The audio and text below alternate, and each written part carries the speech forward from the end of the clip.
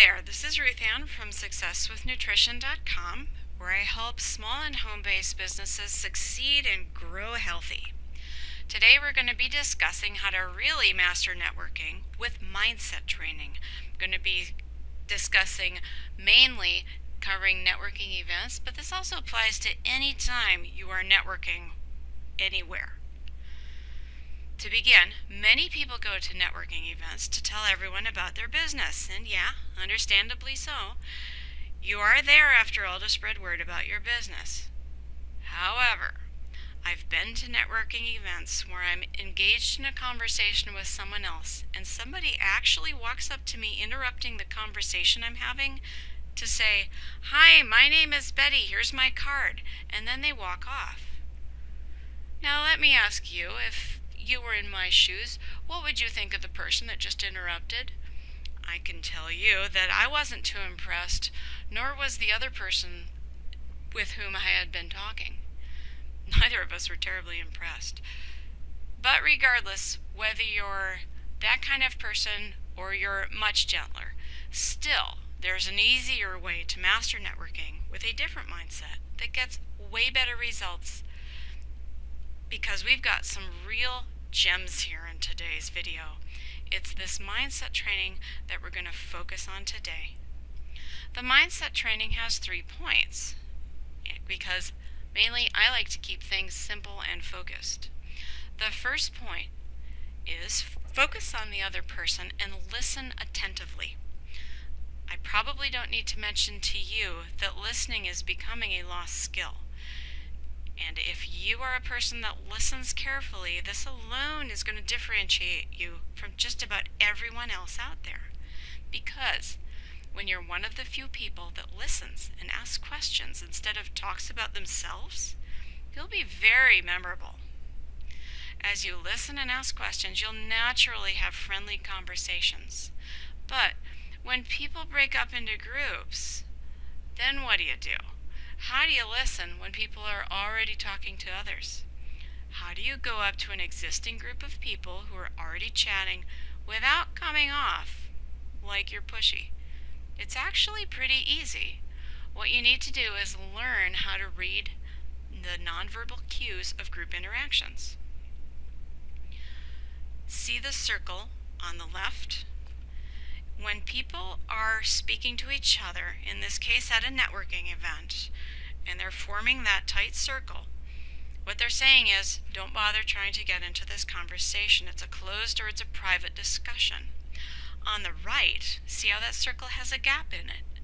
When people are talking in a group and there is that opening in that gap, that's what you're looking for. They're saying by their nonverbals that, yeah, we're open to talking to other people. All you do is you walk into where that gap is, you wait until they turn to you and start chatting, and you're off and running. Now, at first you may be thinking, but this never happens. I've never seen an opening like you're discussing. Just you wait and see. When you start watching people in groups, and I mean groups of 2 or more, you're going to be surprised. A closed conversation with 2 people is when they're facing directly across from each other. When 2 people are talking to each other and they're kind of standing at an angle to each other, and there is actually a gap. There's an easy space where a third or sometimes even a 4th person can come and join them. Those are the ones that you can walk up to. And now that you know that this exists, you're going to see it everywhere. That's what happened to me when I learned this. The next point that I want to bring forward is ask questions. And I cannot emphasize enough the importance of being able to ask good questions. You need to get really good at it, and if you're not, practice asking questions. Now, I will say that asking questions did not come naturally to me, so what I did was I set aside 1 month where from the moment I woke up till the moment I went to bed, I was going to try and ask questions whenever it was appropriate. What I found was that every single day I had multiple opportunities in all kinds of different situations where I could ask questions of others. and it was very natural, very comfortable. What I decided at the end of that month was that, wow, I learned a lot. I got pretty good at asking questions, but I realized I wanted to get much better. So I extended my personal challenge, and I did this for 2 months. By the end of 2 months, asking questions became so easy I didn't even have to think about it. I didn't have to think about, oh, what question am I going to ask this person next? And it just kind of flowed. At that point, I knew I was good to go. So if asking questions doesn't come incredibly easily to you, practice. Now, if you need some starters and some ideas, I'm going to give you a few ideas. Now, if you ask, how long have you had your business? This is a closed-ended question, because what happens is when they answer it and they say 10 years, that's the end of that one. There is no opening for further conversation. So what you want is to ask an open-ended question, such as, well, let me back up. You can ask this, how long have you had your business? So long as you're prepared to ask an open-ended question, like, what do you love best about what you do? Now, just an insider tip here, I love asking this question to doctors, because you know what? Nobody asks a doctor that question, and doctors light up when you ask this. It's a fun one to ask. Another question, did you do anything like this before? You're going to get an amazing variety of answers to this question. Also, what motivated you to start your own business? Typically, you're going to see a real enthusiasm and a fire burning in some people when they answer this question. Sometimes what motivated them was the fact of facing an unemployment line, and that's not so fun. But other people are going to answer by saying, I wanted to do this ever since I was a kid. It was a dream of mine. So, have fun with this. The last question I'm going to offer you was, how did you start? This might sound like a real simple question, but don't underestimate how amazing some of these answers can be. And again, ask open-ended questions that can't be answered with a simple yes or no. And once you ask, listen. People, as they're explaining to you, for example, what motivated them to start their own business, they're going to give you ideas for asking further questions if that's suitable for the occasion. The beautiful thing about this is that people love talking about themselves. So simply listen and ask questions about what they're telling you.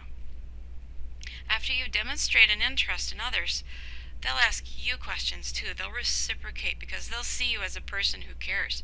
They're going to start asking you questions as well. And yes, I've had it happen once or twice where the other person doesn't ask me a single thing back, but that's really rare. And if this should happen to you, my advice is don't write them off just yet. You don't actually have to ever write them off. But when you follow up the next day, just touch base. Say, hey, I was talking to you yesterday. Chances are, 9 times out of 10, they're going to realize later that, oh, this person asked me all those questions and I don't know a thing about them. So when you follow up the next day, they're going to be peppering you with questions. They're going to want to know all about you. The third point I wanted to bring forward was throughout the entire networking event, think of what you can give and what you can offer. Provide value to others in any way you can. Focus on giving, not receiving. Focus on listening, not talking. Focus on connecting, not selling. Focus on providing value. Once you become known as a person providing value, wow. When you focus on others, ask questions more than tell about yourself, and provide value every way you can, you will master networking. Because people buy from people they know, like, and trust. And when you do these things, your likability and your trust factor is going to skyrocket. People are going to want to know more about you and more about the services that you offer. People buy from people they know, like, and trust. So in conclusion, Focus on others, not yourself. Excel at asking questions and provide value any and every way you can. I hope that this Mastering Networking with Mindset training has been a big help to you, that these insights have really helped motivate you and move you forward. And for more helpful information and more updates, sign up for the newsletter at successwithnutrition.com, where I help small and home businesses grow strong and healthy. Thanks, and have a great day.